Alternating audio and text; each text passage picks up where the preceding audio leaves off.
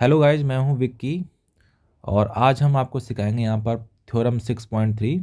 इसमें हमसे कहा गया है if in two triangles corresponding angles are equal then their corresponding sides are in the same ratio and hence the two triangle are similar. तो इसमें हमें गिवन देखते हैं, हमें गिवन क्या है। इसमें बोला है करस्पॉन्डिंग एंगल्स, इसमें क्या है, करस्पॉन्डिंग एंगल इसमें क्या है, इक्वल है। तो करस्पॉन्डिंग एंगल क्या होते हैं हमारे, जैसे ये जो ए एंगल है हमारा, ये डी के इक्वल होता है, और ये वाला बी जो है वो ई के इक्वल है, और ये जो सी है वो हमारा एफ के क्या है, इक्वल है। तो ये हम लिखने वाले हैं यहाँ पे।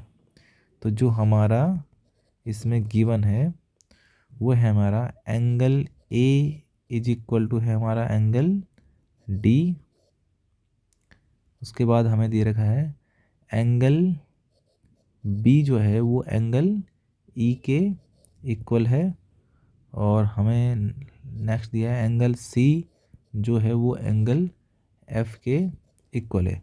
तो इसको बोलते हैं करस्पॉन्डिंग एंगल्स, ये हमारे इसमें इक्वल है। अब बात आती है कि इसमें प्रूव करना क्या है। शो दैट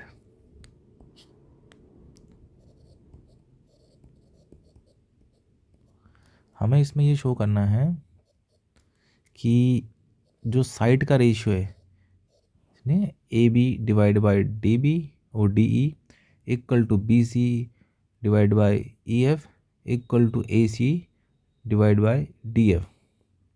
तो ये इस करस्पॉन्डिंग साइडें क्या होनी चाहिए, का रेशियो इक्वल होना चाहिए। तो A B upon D E equal to B C upon E F equal to A C upon D F. तो ये करस्पॉन्डिंग साइड का रेशियो क्या है हमारा, इक्वल हमें शो करना है। तो इसके बाद हम इसमें देखो कुछ हमें कंस्ट्रक्शन इसमें करना पड़ेगा। कंस्ट्रक्शन, अब कंस्ट्रक्शन क्या करना है हमने, ये जो हमारे ए बी जो साइड है उसी के इक्वल हमें यहाँ पर एक साइड काटनी है। यहाँ पर ऐसी ए सी के इक्वल इधर हमको हमें एक साइड काटनी है जिनकी मेजरमेंट सेम हो, ठीक है नहीं। तो इसको हम अपने से एक नाम देने जा रहे हैं जिसको मैंने बोल दिया पी, और इधर क्या बोल दिया क्यू। तो कंस्ट्रक्शन क्या है इसमें, ए बी के इक्वल डी पी काटना है और ए सी के इक्वल डी क्यू काटना है। तो ये हमने इसको काट दिया, ठीक है। और ये बात हम यहाँ पे लिखने वाले हैं कि जो ए बी इक्वल है वो किसके इक्वल दिखाना है अपने को, डी पी के, एंड जो ए सी है वो किसके इक्वल दिखाना है, डी क्यू के, ठीक है नहीं। और साथ में ये जो पी क्यू है ना इसको हमें ज्वाइन भी करना है, ज्वाइन पी क्यू, ठीक है ना, पी क्यू को हमने मिला दिया। तो ये हमारा कंस्ट्रक्शन हो गया, ठीक है ना। अब देखो इसके बाद कंस्ट्रक्शन के बाद अब हम इसको प्रूव करने जा रहे हैं। अब हम इसको प्रूव करेंगे। अब प्रूफ में शुरुआत देखो हम किससे करेंगे।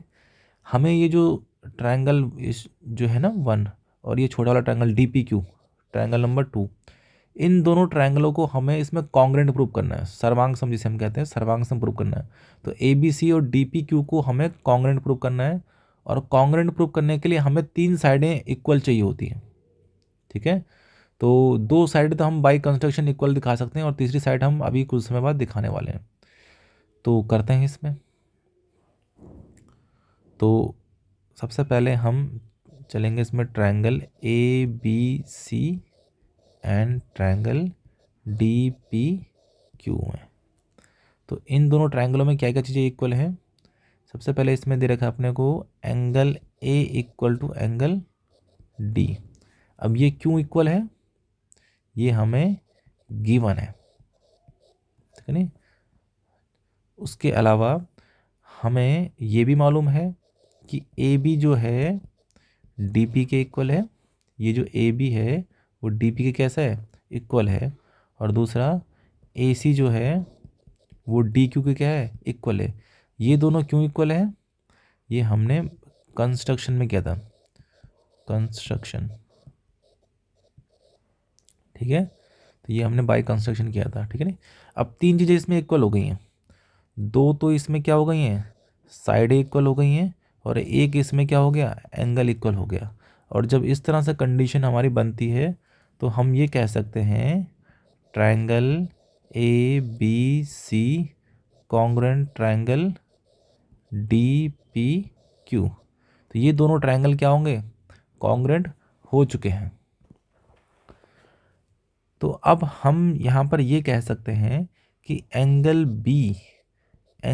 पी के क्या होगा, इक्वल होगा। जब दो ट्रायंगल हम जब कॉन्ग्रुएंट प्रूव कर लेते हैं तो उनकी जो करस्पॉन्डिंग एंगल होते हैं वो आपस में क्या हो जाते हैं, इक्वल।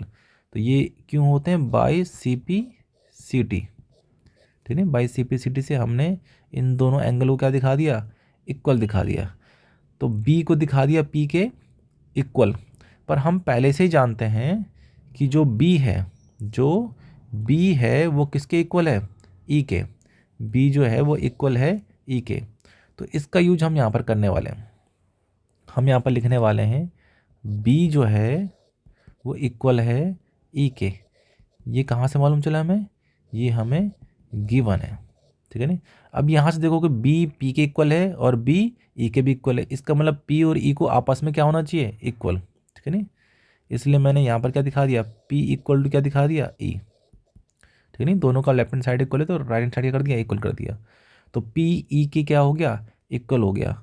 अब देखो आपको एक चीज़ मालूम होगी यहाँ पर कि अगर दो साइडें हैं और वो अगर पैरेलल हैं और उसको एक एक थर्ड वाली साइड ऐसे इंटरसेक्ट कर रही है, और अगर ये दोनों पैरेलल हैं तो हम ये कहते हैं कि ये वाले एंगल क्या होते हैं, इनके इक्वल होते हैं। इनको करस्पॉन्डिंग एंगल बोलते हैं। ये आपस में कैसे होते हैं, इक्वल होते हैं। अब इसका उल्टा करना है हमें। अगर सपोज करो आपको अपने को मालूम है कि ये एंगल और ये एंगल क्या है, इक्वल है, इट मीन्स ये दोनों साइडें क्या होती हैं, पैरेलल होती हैं, ठीक है। तो इसका इस्तेमाल हम यहाँ पर करने वाले हैं। हम ये कहने वाले हैं यहाँ पर कि देखो भाई ये पी और ई कैसे हो गए, इक्वल हो गए। पी और ई क्या हो गए, इक्वल हो गए यहाँ पर। तो अब हम ये कह सकते हैं कि ये पी क्यू लाइन जो है और ई एफ जो लाइन है ये दोनों आपस में कैसे हो जाएंगी, पैरेलल हो जाएगी, ठीक है नहीं। तो ये कुछ इक्वेशन वगैरह मानना है तो मान दो इसको। चलो ज़रूरत तो है नहीं फिलहाल, मैं वैसे ही मान दे रहा हूँ फिर भी क्वेश्चन नंबर 1 कह तरह से। तो अब हम इस angle P equal to angle E, इससे ये बात निकल के आ रही है कि जो पी क्यू जो साइड है, पी क्यू जो साइड है वो पैरेलल हो जाएगी किसकी, ई एफ के।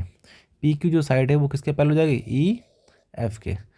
अब अगर ये साइड आपस में अगर पैरेलल हैं, अगर पी क्यू और ई एफ आपस में कैसे हैं, पैरेलल हैं, तो एक इसमें रिलेशन था हमारा। अगर दो साइड अगर पैरेलल हो जाती हैं तो एक तो थेल्सपर में थी कि D P upon P E equal to D Q upon Q F हो जाता है। इसके अलावा एक और थ्योरम थी इसमें, मतलब थेल्सपर के थ्रू ही वो प्रूव की थी हमने। इसमें एग्जाम्पल नंबर 1 था एनसीईआरटी बुक में 6.1 का एग्जाम्पल नंबर 1। उसमें हमने क्या किया था, अगर ये दोनों साइडें हमें मालूम है कि पैरेलल हैं, पी क्यू और ई एफ अगर पैरेलल है, तो हम D P upon D E और D Q upon D F हमने वहाँ पर क्या किया था, प्रूव किया था। तो उसका इस्तेमाल हम यहाँ पर करने वाले हैं, क्योंकि अब हम इन दोनों को पैरेलल कर चुके हैं। तो अब हम यहाँ पर लिखने वाले हैं इसमें D P divide by D E, एक छोटी साइड और एक बड़ी side, D P upon D E equal to D Q divide by D F. ये दोनों आपस में क्या हो जाएंगे, इक्वल हो जाएंगे, ठीक है। पर ये कब होगा, सिर्फ जब ये दोनों साइडें कैसे होंगी, पैरेलल। तो ये हमने ऐसे दिखा दिया इसको, D P upon D equal to D Q upon D F. अब देखो इसमें हम करने वाले हैं कंस्ट्रक्शन का यूज बाय, इसमें कंस्ट्रक्शन से हमने एक चीज़ समझी थी यहाँ पे। हमने ये कहा था कि जो ए बी है, ठीक है नी, ए बी जो है वो किसके इक्वल है यहाँ पर, डी पी के, ठीक है नी। मतलब डी पी इक्वल किसके यहाँ पर, ए बी के। ये हम पहले कंस्ट्रक्शन कर चुके हैं। दूसरी बात हमने लिखा था कि जो डी क्यू है वो इक्वल किसके, ए सी के। देख लो यहाँ पर बाई कंस्ट्रक्शन में हमने ये लिखा था ना, D P equal to A B और D Q equal to A C. तो वो बात मैंने यहाँ पर लिख दी है। अब इसका हम यहाँ पर यूज करने वाले हैं। हम डी पी की जगह में क्या लिखने वाले हैं, ए बी और डिवाइड बाय डी ई, और डी क्यू की जगह में क्या लिखने वाले हैं, ए सी और डिवाइड बाय डी एफ, ठीक है। ये हमने कर दिया, इसको मैंने क्वेश्चन नंबर 2 कह दिया, ठीक है। अब A B upon D equal to A C upon D F आ गया। A B upon D E, A B upon D E equal to A C upon D F. देखा जाए तो हमारा आधा तो प्रूफ हो चुका है। अब इसके बाद हमें बस इन दोनों को प्रूफ करना है कि इन दोनों को इक्वल लाना है, ठीक है नहीं। तो ये हमारा आधा प्रूफ हो चुका है। अब देखो ये बाकी जो प्रूफ होगा ना उसको हम सिमिलरली करेंगे, और नहीं तो आपको करना है तो बिल्कुल ऐसे ही जैसे हमने पी क्यू यहाँ पर पहले लिया ना, एक तरीका और करना पड़ेगा यहाँ पे, पर आप इसको डायरेक्टली कर लो, सिमिलरली कर लो, सिमिलरली, ठीक है ना।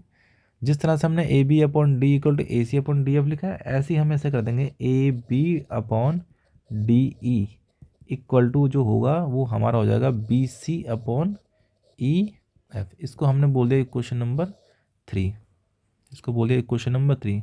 अब इक्वेशन 2 और इक्वेशन 3 से, equation number 2 and equation number 3 से ये बात समझ में आ रही है हमें कि अगर A B upon D E, A B upon D E equal to B C upon A C है,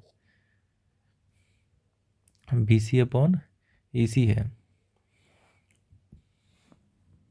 तो बी सी अपॉन ये जो B C upon E C है, B C upon E F है यहाँ पर, ठीक है ना, ये बी ई एफ है यहाँ पर, इसको करेक्शन कर लेना, और यहाँ पर भी बी सी अपॉन क्या है, ई एफ हो गया, ठीक है ना। तो हमने A B upon D E के बराबर B C upon E F यहाँ पर लिख दिया, और A B upon D E के अपॉन में क्या A C upon D F भी है, तो उसी को हम यहाँ पर इसके इक्वल भी लिखते हैं, ए सी अपॉन डी एफ के। तो ये हमारा प्रूफ हो चुका है, ठीक है ना, इस तरह से।